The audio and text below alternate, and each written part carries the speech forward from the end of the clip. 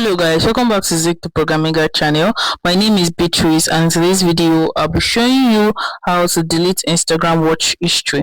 So you might just want to delete all your Instagram watch history because maybe your storage is full and you just want to delete that to free up your space. And I'm going to show you how to do that in a very easy way. First thing first, you have to open up your Instagram app, right?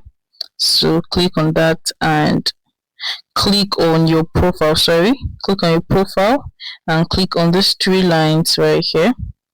Click on that and wait for it to load up, and you can see your activities right here. Click on that and scroll down to watch history.